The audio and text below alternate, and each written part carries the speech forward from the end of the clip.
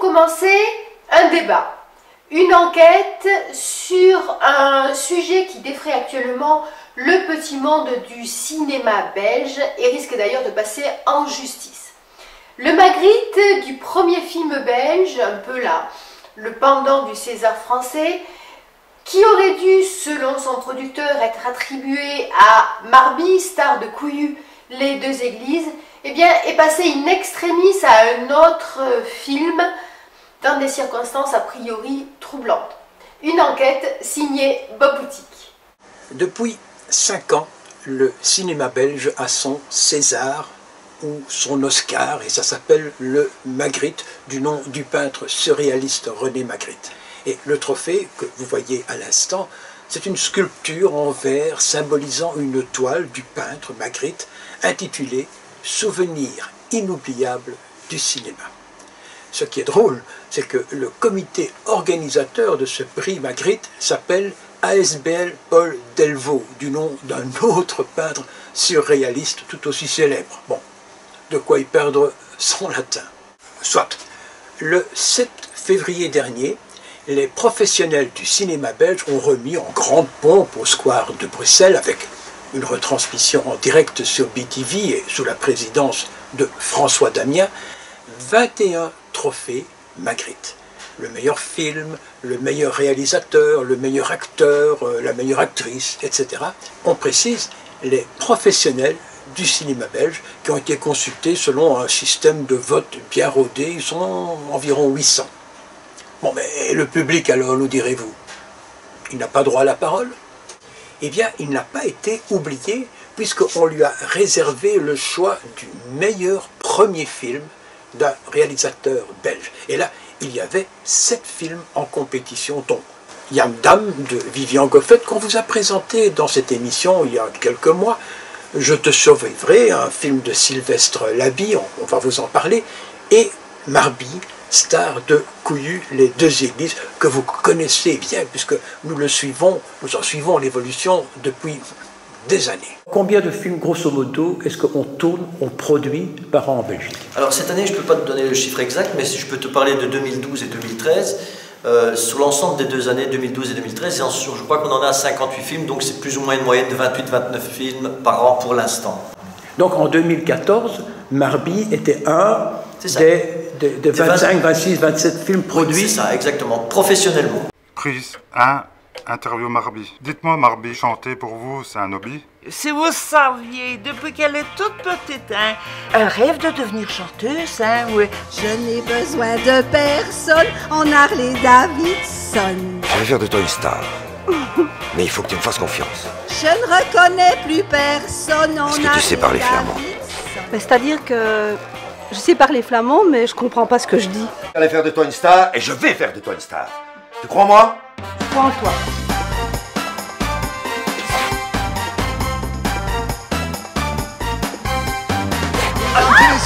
Marby!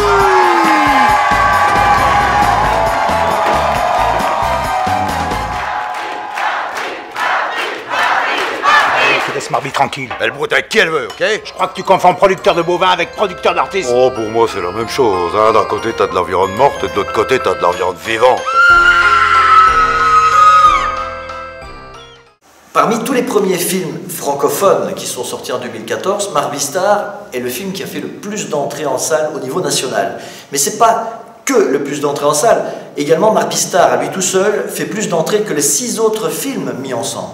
Et pourtant, ce n'est pas Marby qui a remporté le prix, mais Je te survivrai. Alors, comment est-ce possible? Le règlement prévoyait de lancer les appels au vote du 15 novembre 2014 au 15 janvier 2015, donc pendant 2 mois. On peut déjà se poser la question de savoir s'il est très malin de mettre des films en compétition de cette façon, donc en lançant sur Internet cette campagne de lobbying à l'issue de laquelle le gagnant serait non pas le meilleur, non absolument pas, ça n'a rien à voir, mais celui qui sait le mieux se vendre. D'ailleurs, le comité de Magritte a compris et a décidé de changer de formule cette année. Et alors, et c'est ça qui est très curieux, le comité décide de rallonger la durée des votes. Le 19 décembre, nous recevons un mail À cette date-là, nous avons déjà le double de vote de tout le monde. Et il s'avère que le 19 décembre, nous recevons un mail qui nous dit « Ah, on a changé d'avis, ça se termine le 25 ». Mais où ça devient franchement interpellant, et moi j'ai eu la personne au téléphone avec qui j'en ai parlé longuement, c'est que le film qui était en compétition avec vous, il y avait Yann Dam, et puis il y avait un film qui s'appelle « Je te survivrai oui, dont le producteur est la société Panache, et le responsable de la société Panache, André Logy, est en fait le frère, je dirais, du boss de l'Académie d'Elvaux. Et ça, malgré tout, c'est très interpellant, parce qu'on se dit, bon, on rajoute, et puis tout d'un coup, les votes de Je te survivrai, qui étaient très inférieurs aux vôtres, qui était quatrième, ont fait une pique et est passé devant vous. Mais est-ce que c'est pas non plus aussi Charleroi? Parce que nous, pour l'instant, on a passé plusieurs fois la chanson de Mochelan sur Charleroi que tu connais, où il dit « Charleroi, c'est une ville qui sent mauvais, c'est une ville qui pue ». Mais en fait, dans Charleroi, il y a un bouillonnement culturel extraordinaire. Et c'est vrai qu'au départ, c'est une ville comme ça, on n'a pas tellement envie d'y entrer, surtout quand on vient par l'autoroute, c'est l'horreur. Et puis une fois qu'on connaît un petit peu mieux, on se rend compte qu'il se passe des tas de choses à Charleroi. Est-ce que c'est pas non plus tout Charleroi qui est derrière toi, qui te pousse, va leur montrer que nous, on sait aussi rigoler, que nous aussi, on sait vivre. En fait, moi, j'ai voulu vraiment montrer une autre image des gens de Charleroi et Charleroi lui-même au niveau aspect visuel, aussi bien qu'au niveau mentalité. Et je pense que la mentalité des Carolos, elle est généreuse. Le même phénomène que les ch'tis? Oui, on pourrait dire ça, oui. Ben, souvent, j'entends cette réflexion, le ch'ti Carolo, bon, moi, ça me fait plaisir, voilà, parce que c'est ce que je voulais. Le plus incroyable, c'est que ce concours, très important, il n'offre pas directement de l'argent, mais permet aux vainqueurs une tournée dans les centres culturels du pays, des participations au festival, etc. Donc une grande visibilité. Eh bien, ce concours n'a pas été suivi par un huissier, qui n'aurait d'ailleurs jamais permis cette prolongation de temps et aurait clôturé le concours à la date arrêtée par les règlements. Et là, pas de doute, Marby aurait emporté le vote du public haut la main et, par voie de conséquence, le trophée Magritte.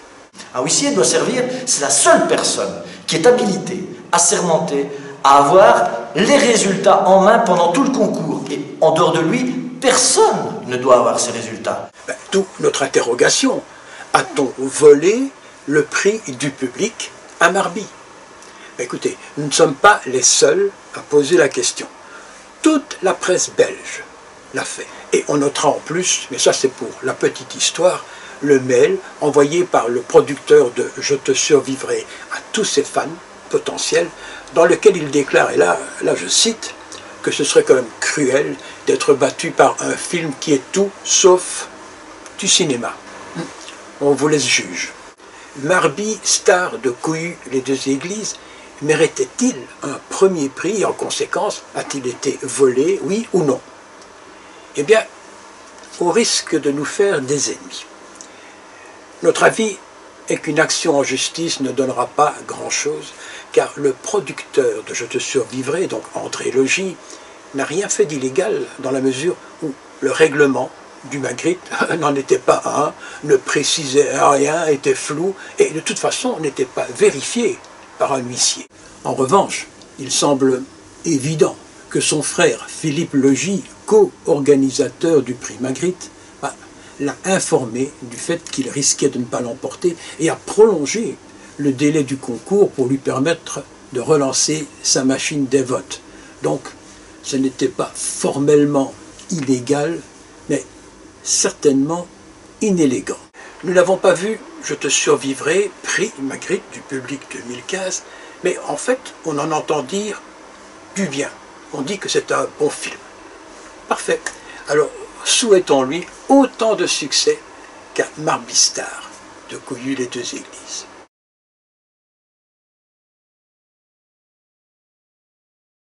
Et voilà, à chacun de se faire son opinion.